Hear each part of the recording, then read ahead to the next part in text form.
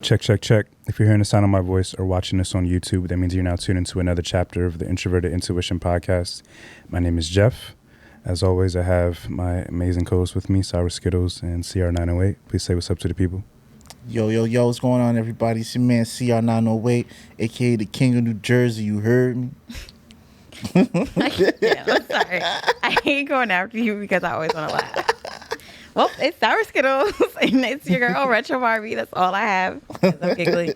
I just want to remind you guys that we are sponsored by BetterHelp. BetterHelp is a service that provides online therapy, and if you're anything like, if you had a week like I've had, I think therapy is a great medium to try to escape the pain and darkness you may experience during your time here. So if you're interested in therapy from the comfort of your own home, go to betterhelp.com/introvert. Use the code introvert at checkout to get 10% off your first month. Again, that's betterhelp.com/introvert. Use the code introvert at checkout to get 10% off your first month. And we have another sponsor, I believe, right? Or Sour Skittles is a sponsor. It's getting hot outside.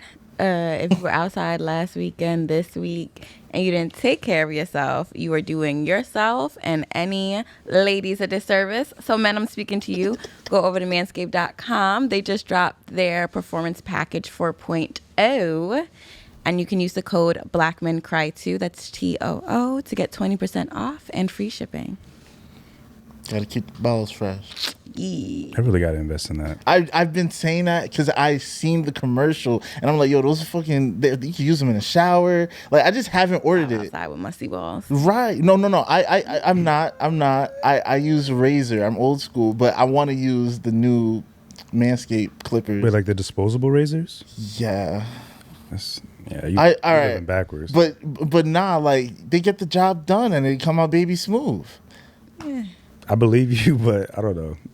I want to invest in that just because it would support you, obviously, but I feel like I'm tired of supporting like Amazon products because I always have a bad experience with them. I dropped them one time, they shatter in pieces. They work for like a week. iPhone chargers, razors, electric razors. Yeah. But yeah, I'm definitely going to stop saying I'm going to support that and do that. But how are you guys? I'm doing all right. I can't lie. How are you? I'm here. I'm good.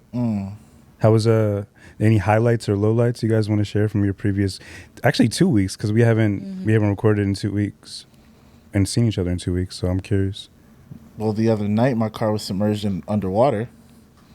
Yeah, when it was raining all fucking crazy, like 2 days ago, I was coming from watching the basketball game at my boy's crib. I decided to leave a little early because of the rain. I'm like, it's raining. I should have. Yeah, and I missed my turn. Because I was high. So I had missed. Wait. Yes, I'm back. I know. Okay. Yes, just accept me. Okay. I'm human. But anyway. So how long did you actually make it? I stopped for 3 weeks straight, cold turkey. Are we stopping again, or are you just like, fuck it, I already... Well, no, I'm at the point where I know my boundaries and my restraints. I can't get high before I do episodes. Can't get high before I do meetings or any type of performance-based stuff. I can't. But when I'm home chilling, have nothing to do, I'm dancing with God. But so anyway, I missed my turn because I was high, and so I went down this other street. So many things. Yeah. Okay. So I would go down this other street. It's called Harrison Avenue in Roselle, and I see the water, but it doesn't look that deep. So I'm just like, I could just go straight through it. I've driven through water before. This time though, I got a little nervous because it was a little deeper than I thought. So then I tried to hit the gas and try to speed through it, which is exactly what you're not supposed to do. When you're in the water, you have to go slow, or else, because, the vents open the faster you go because of the intake.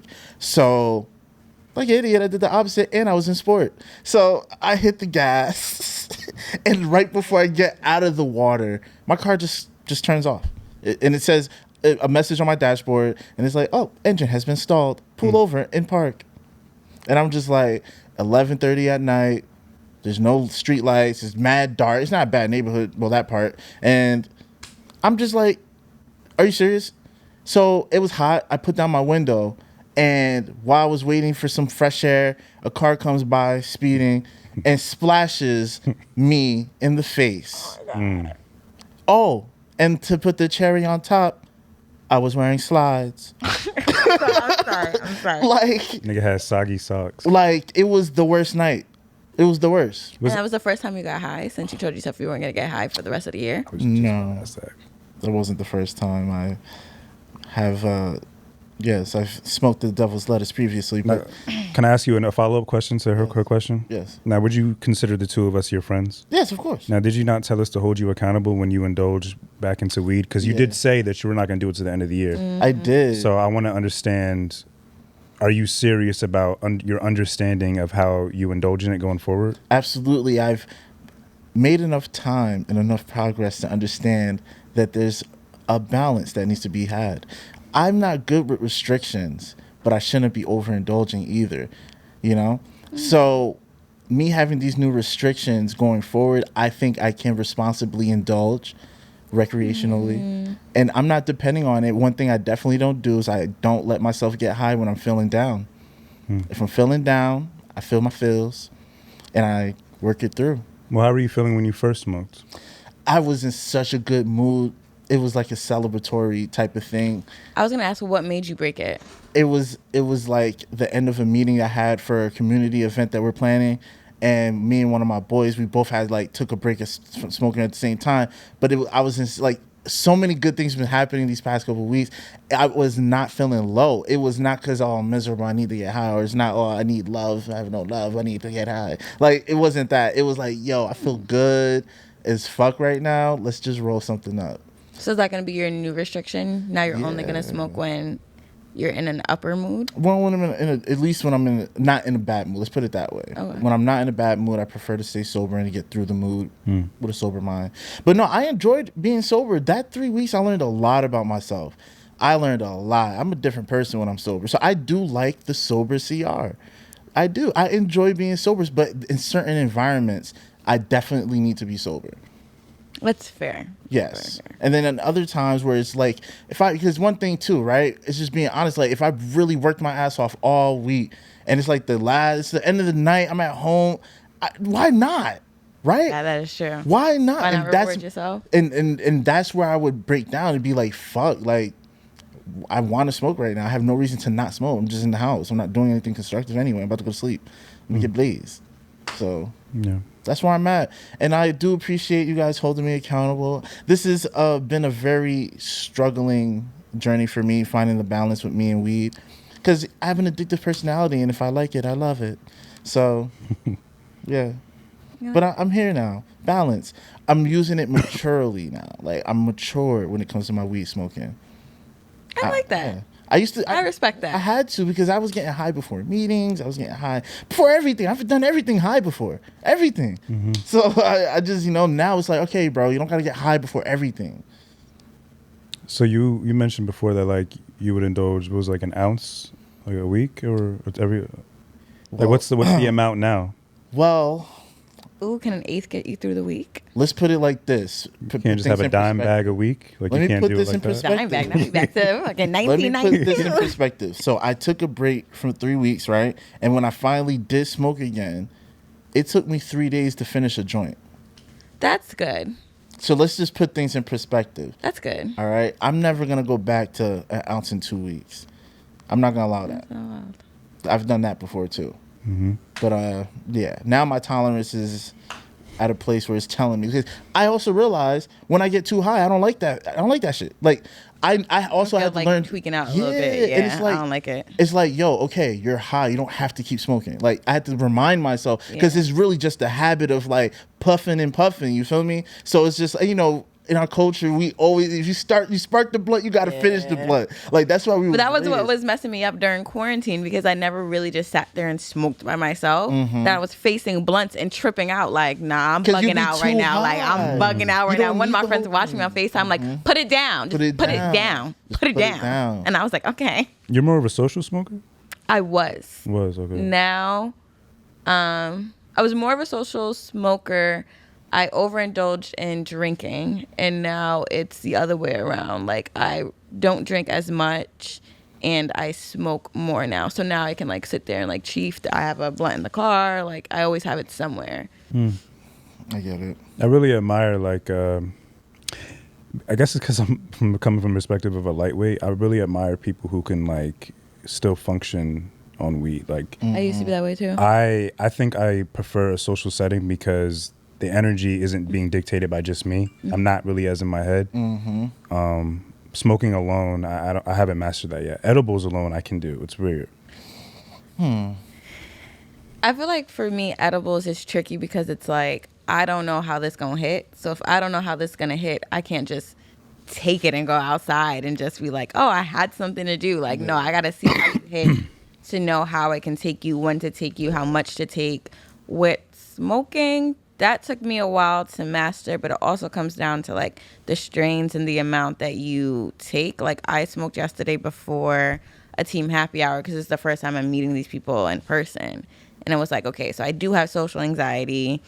Let me just do this to take the edge off, but I know I can only take 3 hits. If you take anything past 3, like you're going to be high and you're going to be fucked up and you're going to look crazy. You're going to sound crazy. Like 3 hits just has you be like, take the you out of your head and calm it down. Like just be chill so I don't seem like I'm on edge. Yeah. That right there is important, that insight, because I people don't know, but I have social anxiety too, to believe it or not, right? So sometimes I used to get too damn high. Same. And then I end up just being mad quiet. Same. So now I got no personality. Yeah.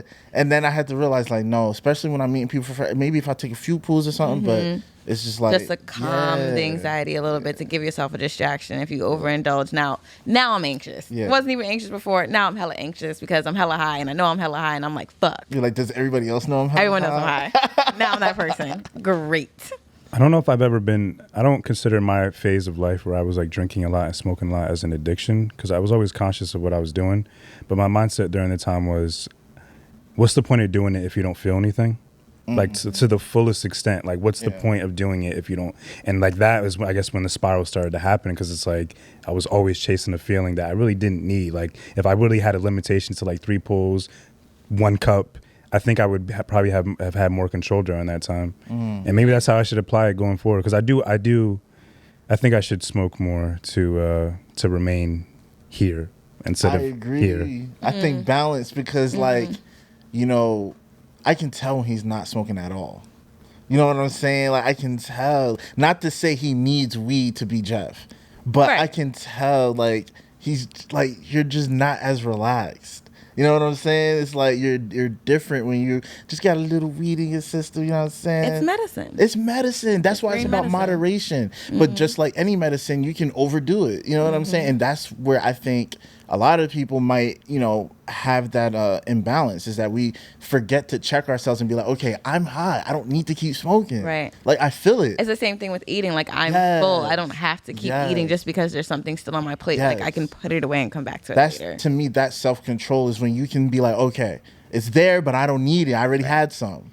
Yeah. I don't know how to properly articulate this, but if I am want to get back into smoking and having a better control of it. But in my life, I've always had to be the crutch for myself. So indulging in an external medium, it always has become that for me. And it's like when I don't have access to it, or I have a bad experience with it, I feel like off balance, if that makes sense.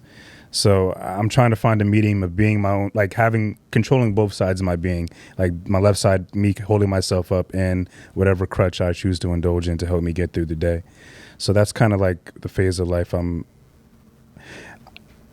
don't mean to like take over. No, but you're not, no. I don't know, I'm getting emotional. It's okay, you can just talk. Guess what? Black men cry too. They definitely, I can't wait to come on your show. Shameless plug. Is it gonna be like, I'm really excited for the vibe you're gonna dictate and what you have in store for us. This current phase of my life, and this is a title of my next book, is called Chasing Nirvana. And I'm not practicing Buddhism, but I have been just researching different religions, because I just feel like I need something more than therapy, than my relationship, my friendships, than myself, to be happy and to be present. And the concept of nirvana is what I'm chasing, outside of like that being that Buddhists are attempting to create for themselves. It's that peace, that solace, that comfort within and with outside of me. That just that perfect, controlled, peaceful state. That's really what I'm chasing right now. And I thought writing was like my way out, when I got all the success from my book, and I'm still writing. I'm writing books. Not only am I writing high quality stuff, but I'm doing it consistently. This is my 5th book. Damn. My second I wrote this year. And it's like I'm doing these things that are making me happy, but it's like this most recent bout with anxiety, it just took over my life. Like I'm having thoughts I've never had before. I'm looking at everyone in my life and I can't trust them. I'm overanalyzing everything that's said to me from people who I know for a fact would never intentionally hurt me. And it's just like I feel like I've lost sight of like all comfort and this concept of chasing nirvana. It just really came to me the other night, and it's just what I'm focused on right now. And I actually have a clip that I want to play because this is also plays into this current phase of my life and why I find it difficult to not only grab but maintain peace within. So this is a clip, short clip from the I Am Athlete podcast. They had Sterling K. Brown and a bunch of other people on to talk mental health and stuff like that. It was really interesting and really great. I hope to collaborate with them one day. But here's the clip. I'm sorry.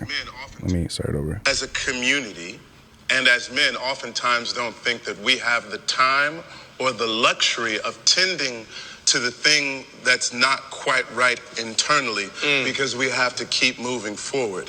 As a community. Time.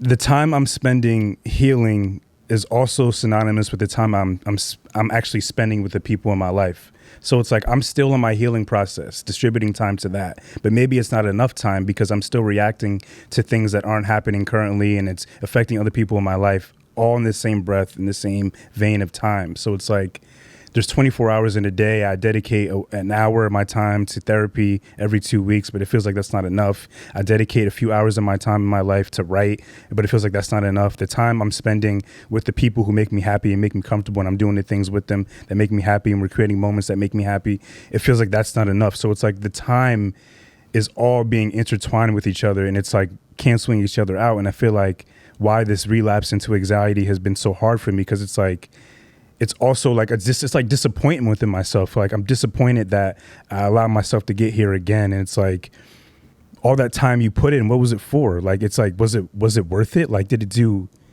anything? And it's just like it's just frustrating because it's like for me the constant in my life has always been disappointment, whether it's from day one on earth, like disappointment of any acknowledgement of not having a father around, day fucking 368, whatever, like not getting a certain opportunity when I want it. It's just like disappointment has been prevalent.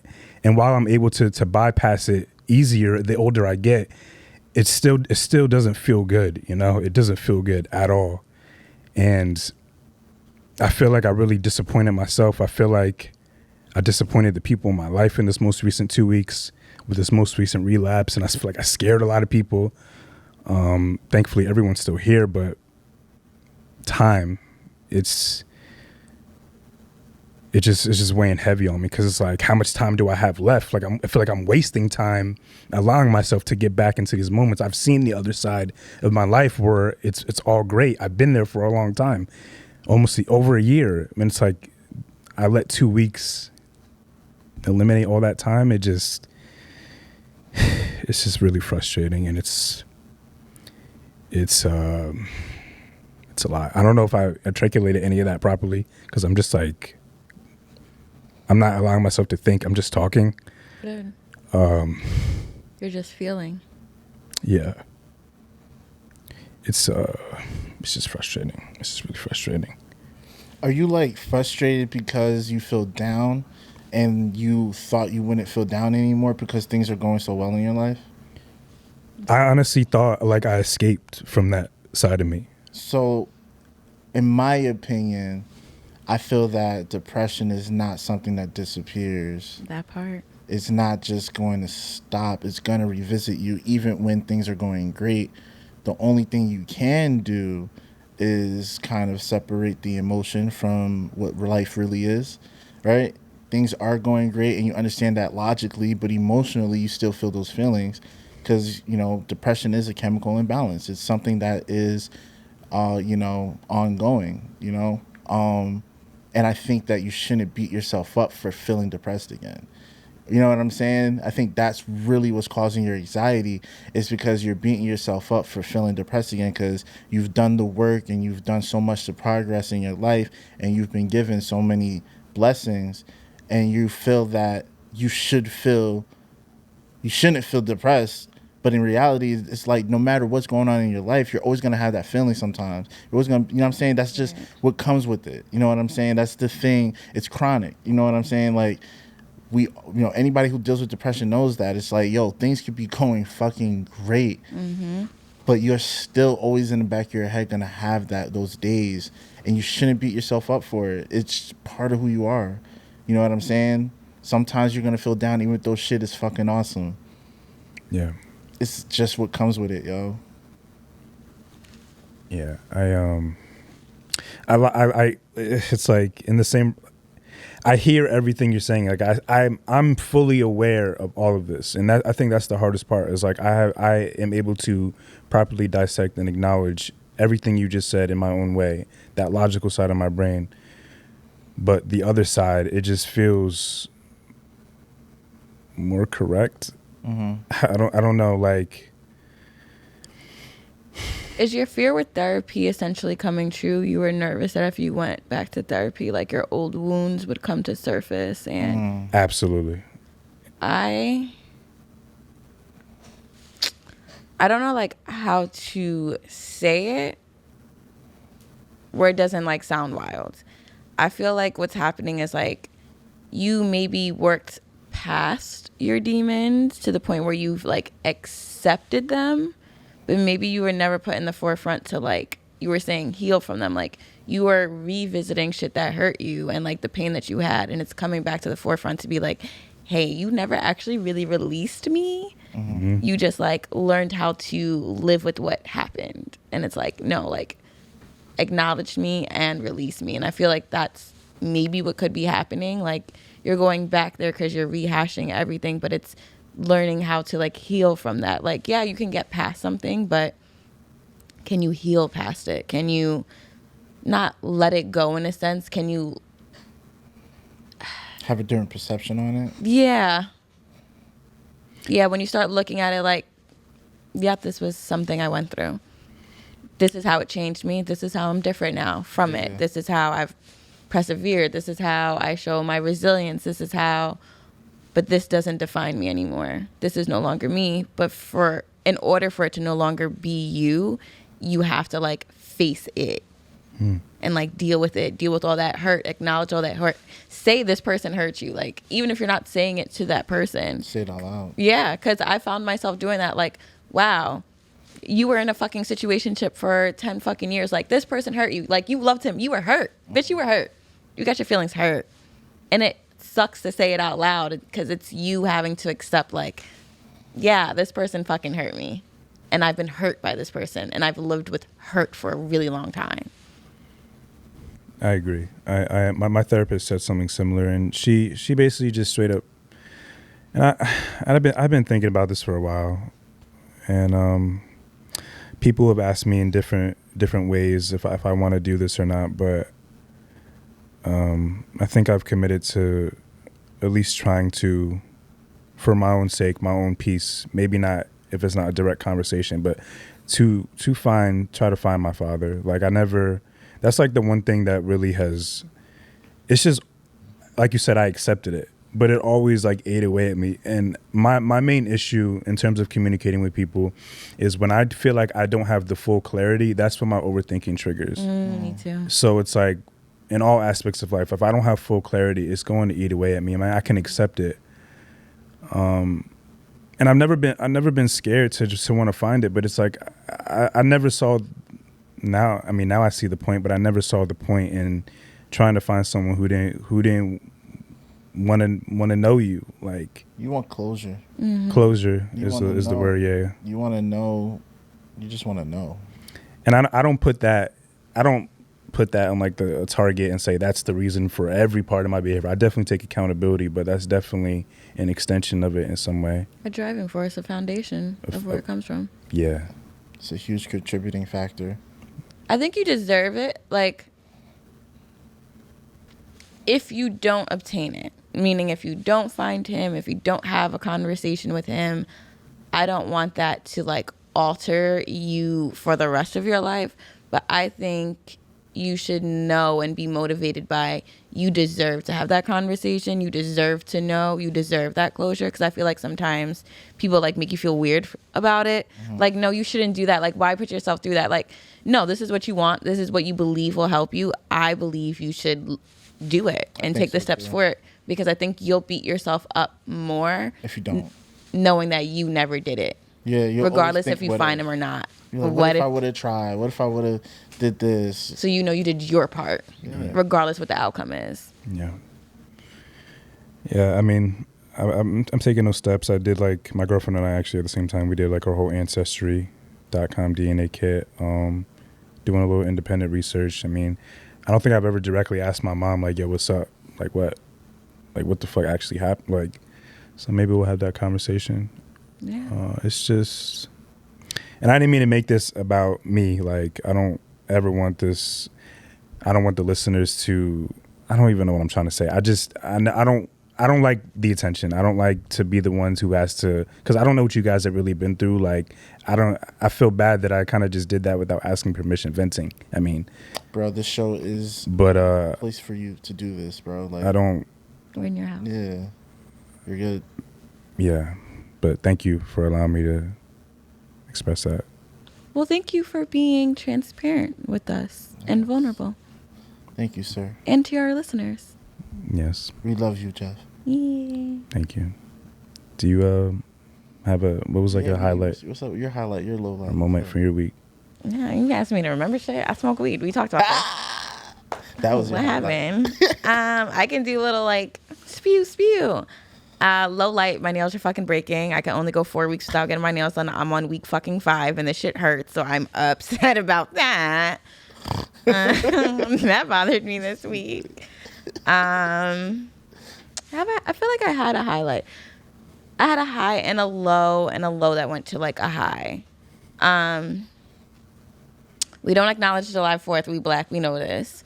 But before many of us actually knew Juneteenth and all that, my mom's favorite gathering was July 4th. My parents moved into their beautiful home with a pool my freshman year of college. So I came back from college and literally came back to pack bags and just threw them in a truck and helped them move. So for 10 years, they did a July 4th at their house. And, well, 8. Clearly was the first one without my mom. Mm-hmm. And we got through it. And it was another first. And her best friends came by, their children. I watched my dad be social. My dad is super introverted. I had my dog there. So it was very different. Clearly. It would never be the fucking same. Nothing in my life will ever be the fucking same.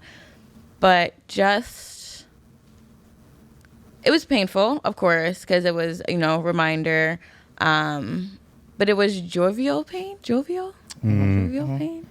If that makes sense. Like, we all feel it. It's like a pink elephant that was in the room. But at least we're feeling it together. Yeah. Right. And because we felt it in like a sorrow way, we all found a way to like be happy or just share happy memories or have a new memory or have a new laugh.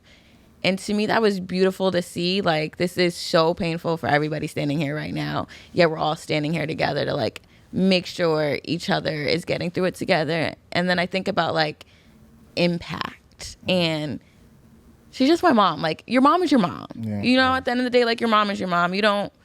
It's hard to see your parents outside of being your parents and like who they are as a person and who they can actually impact or do impact and the effect that they have on people.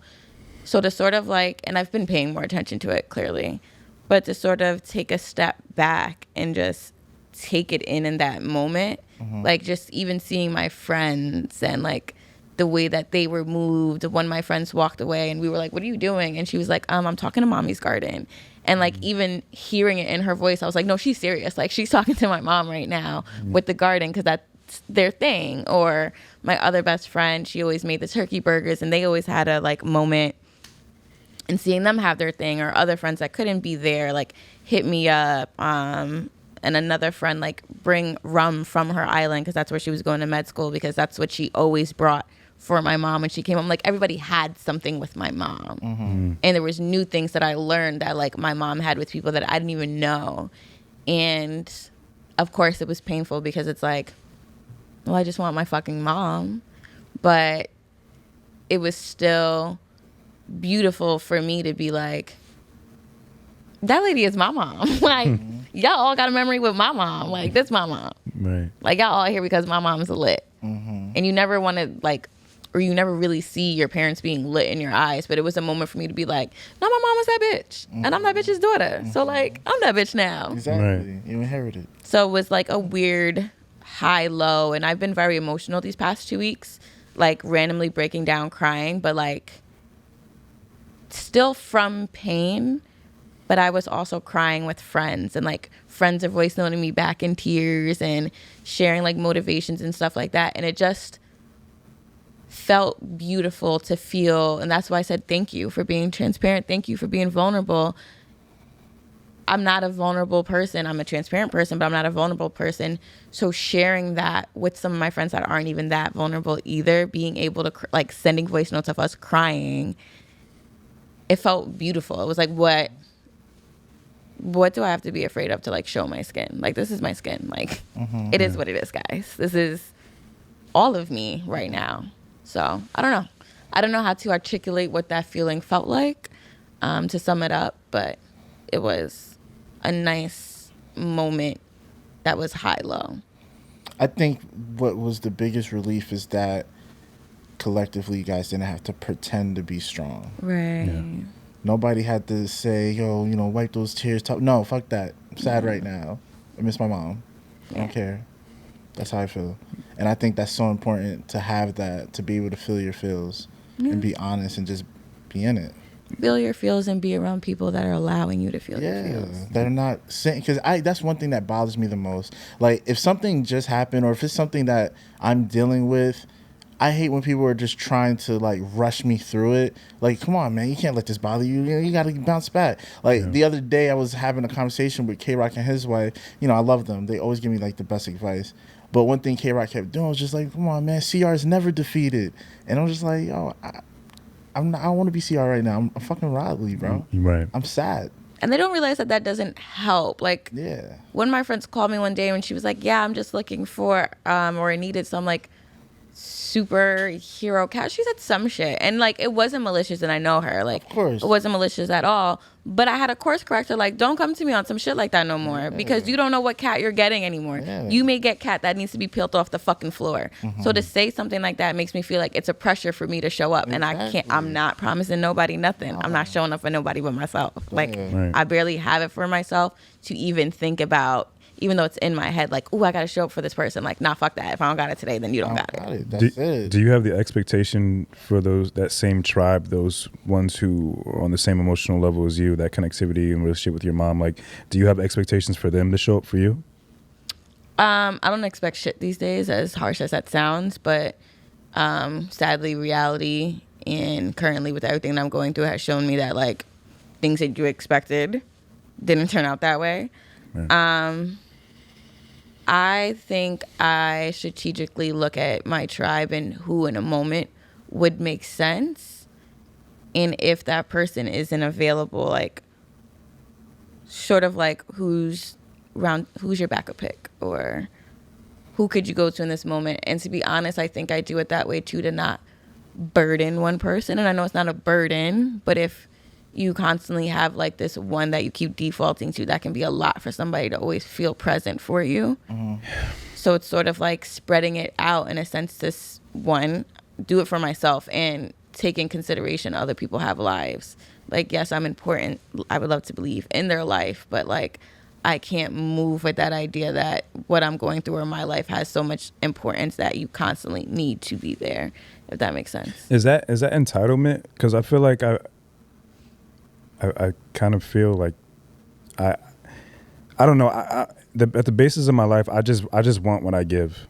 Yeah. I feel like I show up for a lot of people, and I feel like people show up for me, but maybe just my emotional state is dictating my perception of how they show up. But sometimes I feel like it's not enough. And honestly, like, I mean, I can't hide how I feel right now. So I didn't want to come in here and talk about this, but I can't have fun right now. Like, because I don't feel that way. And I don't feel down, but I just don't feel up. And I honestly only feel comfortable these days speaking to my therapist. I don't feel comfortable talking to my mom about my problems because she's extremely biased and she just wants to see me happy. So she'll coddle me in certain moments and just be like, it'll be okay. And I can't deal with that. I don't want to vent to my girlfriend because I don't want to put that on her. I don't think she's used to experiencing someone who is caught up in the middle of their healing process. So I don't want to ever put that weight on her and make her feel like she has to show up for me in that way. Maybe that's selfish in me, but I'm just trying to protect what I have and who I am. So, but the problem with my therapist is like, it's once every 2 weeks. What am I supposed to do in that week? I can't talk to her. Like, it's, so I guess what I'm trying to say is I kind of do expect from certain people in my life to just at least check in, but even that, I don't feel I receive. But again, maybe my perception's off because I'm in this weird negative state. Maybe that's entitlement too, like I said, but I just need more, man. I need to be that crutch for myself because I feel like I can't keep trying to hope an external source will be there for me when I'm low. Yeah, it's hard. Like I'm actually reading this book on like Islam. I'm like not thinking about converting fully, but I mean kind of. But I'm just looking for something else, something more. And it's a process. And I think what I really want the listeners to take away from this episode, whether whoever speaking or just all of us, is that it's really okay not to be okay. And I think if you don't have like what we have, like this space where we can vent to each other and bounce off ideas and thoughts seamlessly, I think you should work towards creating that in your own space. And honestly, listeners too, you could reach out to us on social media. Like we're definitely gonna work on creating a dedicated space either through Patreon or through our updated website. Thank God we got those pictures. We can actually start updating the website where you can come to us because we clearly know how it feels to need. So for those who will need as well, we'll definitely show up. I'm definitely down to listen, get on a phone call, a Zoom call, and just listen. I don't got to say anything, just listen. I have a question. Do you ever like out loud just have like conversations with yourself or with God, like out loud? I do. Okay. I at nauseum, I repeat a mantra to myself, and I have conversations with myself out loud. I think that helps because, like, for me, being alone all the time, like having no brothers, no sisters, not living with my parents, no roommates, I spend a lot of time alone, and I talk to God like all the time. Like that's my homie. You feel me? Like I have conversations with God. I have a very strong relationship with God and a higher power. I truly believe the universe provides. So whenever things are getting heavy, for some reason, I can just talk to God and like certain things or certain thoughts will come to mind. And it's not from my own imagination. You know what I'm saying? Like to me, that's the energy that the universe is giving me, those ideas, those thoughts. And it's scary sometimes because I literally will ask myself questions that make me think about my situation in a totally different perspective. Yeah. And it's like, where the fuck did this question even come from? Right. But that self-talk, that shit helps, yo. Because sometimes, like you said, like sometimes we want to have that person who's just gonna check up on us and see how we're doing and things like that. But I feel like there's never a perfect situation or perfect person for that. You know what I'm saying? Like there's just, because there's always going to be a piece of it that's missing. Mm-hmm. Just like how you said, you have your girlfriend, you have your mom, you have your therapist, but it's never going to be the perfect person for that. You know what I'm saying? The only, and I know it might sound cliche, but the only perfect person for that is God. God and you, like within yourself, like having, because I believe that we are gods and goddesses, and you know, we are built in God's image. So it's and like if you're talking to God, you're talking to yourself. When you're exactly Right. So if you're talking to God, you're talking to yourself. I feel like so much of what we need literally is within ourselves. You know, quieting out all the distractions and just having a real conversation, no matter how weird it sounds. Yeah. Just having that real conversation with yourself and with God. And I feel like these conversations that we're having, like I've been on the side agreeing with you and saying the same thing, echoing what you're saying.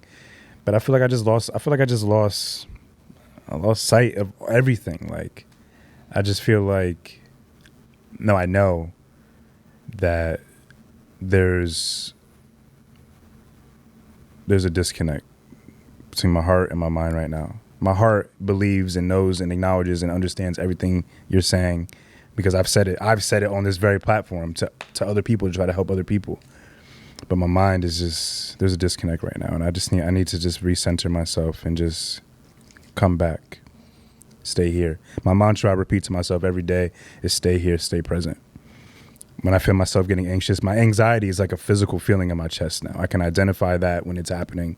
I can identify when the crazy thoughts are trying to flood in, but stay here, stay present is what I'm trying to do. It's a journey to train our minds to be stronger than our emotions, but it's a necessary process. Yeah. Because our emotions will drive us crazy. Yeah. Just keep practicing it, bro. It's a journey, bro. I feel... Not an easy one either. But I don't think you should... Okay, there was just 2 things I wanted to call out. I know it's easier said than done.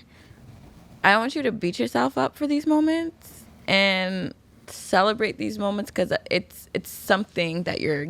like a piece of your skin that you're shedding off. In these moments, it kind of feels like... What is it, a phoenix? They like burn, come from the ashes, whatever. Phoenix rise from the ashes. There you go. That shit right there. That's when your ashes coming out. And the other thing I wanted to call out is when we talk about check-in on people. I get it because I say it and I feel it. But then on the flip side, when you're thinking about those in your circle and being not dependent, but like depending on people, yeah, they may not be checking in on you because they're still trying to juggle whatever the fuck it is going in their life. But take those opportunities to reach out. Yeah. And when you reach out to people, pay mind to who's responding and how they're responding. Because maybe we're at a place where it's going to go both ways. People are going to check in just because you're on their mind, you're on their heart. They're going to check in. They want to know how you're doing. They notice something is off. But then there's also times where we can't read your mind. We can't read what's on your heart. But if you're reaching out and you're seeing like, yeah, bro, what's up? Or what's good? Yeah, I can't talk right now. I'm going to call you at this time. And you see that they're calling. And then you see that the check-ins or they see this or that. I think that's another thing, too, because that's going to teach you as well to take the pressure off of yourself of always like trying to do it for yourself or be strong or even recognizing who's in your circle, because then you'll be able to know like, no, I know if I call this person, like they'll be there. I've done it before. Like I know they'll show up for me. Maybe that's, I don't know, a task for you to see. Yeah. Allowing yourself to be like, I need help right now and I can't go to my therapist right now, but this one thought is bothering me. I need to get this off my chest. Right. If you feel there's a particular person you'd like to talk to, but they didn't reach out, just reach out first. You never know. And if they care about you, they're going to reply. They're going to pick up or they're going to make time to get back to you. So it's like, instead of, feeling like, oh, man, I don't feel like they check up on me enough, just hit them up. You know what I'm saying? Like, sometimes I do that, right, Jeff? I hit you up sometimes when shit sucks, and I'm just like, oh, nigga, what you doing?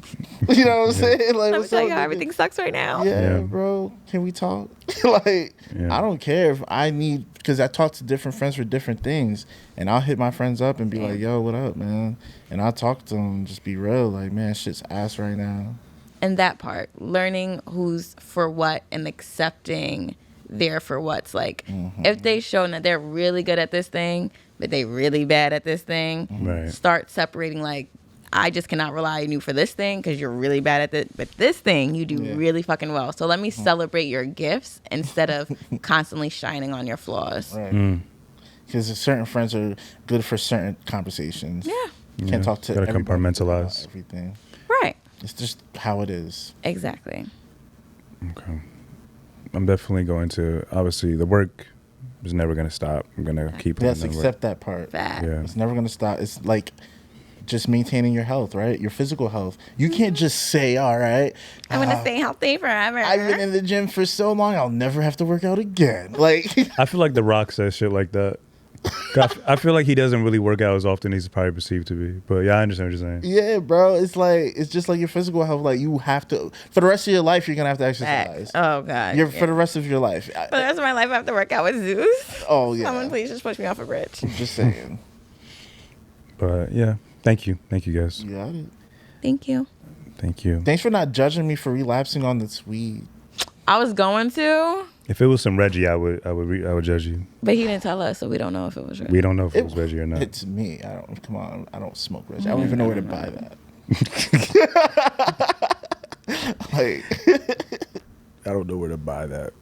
but But I appreciate you, motherfuckers, man. yeah. Any final words for the people? Anything you guys want to plug or promote or shout out? Any new projects? Oh, well, yes. Actually, if you guys want to get drunk with me, July 24th, if that's Saturday. Yeah, July 24th, I'm behind the bar for the homies at Jack in the Box, the Four Good Brothers. They brought your girl back again. I mean, always there. Hello. But if you guys want to get drunk with me, the link is in my bio as well. Retro Barbie 92. I believe I put it in my bio. Is it open bar?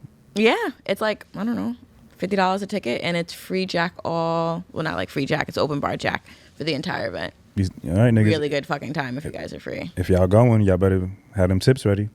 Don't let the open bar fool you. I'm the drunkologist here. You're welcome. Barbie tenders in the building. The Barbie tenders. Barbie tender. You've used all these terms before. I can tell. Yeah, it's on my website. The fuck. Oh, that's creative. What about you? Well, I just dropped the freestyle because I was stuck in the house because my car was submerged underwater and it was at the mechanics. So that was the only thing I was gonna say. I was like, I wonder if this was your payback for fucking breaking your code. But then you said you did before, so I was like, unless you rock. Whatever. It happens. But I thought the same thing. I'm like, damn, is it because I was high? It was definitely because I was high. Because if I was sober, I would have been like, yo, that shit looks mad deep. I should turn around. But I was high, and I ain't gonna lie, I had a piece of chicken. I was distracted by my piece of chicken. You probably wouldn't have missed a turn if you weren't biting the chicken. You was eating the chicken while you missed a turn? Oh, this was all your I was fault. reaching for the chicken. All your I fault. was reaching. You So I have technically no wasn't sympathy for eating me it. anymore. But I Chicken was was probably reaching dry for as it, shit. and I was And driving. you had no water. Right. Skin crusty as hell on the chicken. Look. Wasn't even worth it. It was worth it. It was delicious. No, it wasn't. I'm not gonna lie, it wasn't worth it because I got stuck in water. If I was sober, I would have been like, oh, I can't go this way. It's too much water. But I was so high, I was just like, oh man, we can make this. And then I was just like, oh, we're in so much water. Let me tap the gas even harder. And yeah, that didn't work out. But Back to your freestyle. Yeah. so I dropped the freestyle, 908 freestyle. I was stuck in the house and I was listening to Ricky Rover's project, and one of his songs, Pearly Gates, inspired me to rap because it had that old school, like, hard hitting bars and the boom bap, and that shit just made me get back in my element because that's really the hip hop that I like to make. And I have in the past few years been caught in, experimenting with the trend styles, like, trap soul. And it's cool, but just going back to the boom bap and to the bars, that shit felt good. So I just had to remind niggas. You know what I'm saying? I had to let them know. You know what I mean? CR can really rap. So follow me on Instagram at CR_908 and check out that freestyle. CR can really rap. CR. Yo, I'm done. That's that Zod talking. That's Zaza. And I was gonna hold it in, but I was like, "Fuck it, we here." I don't have anything new to promote yet. Some things are being finalized, but I do have another book coming out in December. Another one, yes. It might just be ebook only. So, foreshadowing, get hype. More information soon. Trailer coming soon. And follow me on Instagram at theav360, twitter.com/ that ambitious guy, youtube.com/introverted intuition pod on Instagram, introverted pod Twitter. And thank you guys for listening. We appreciate y'all. Bye. Love y'all.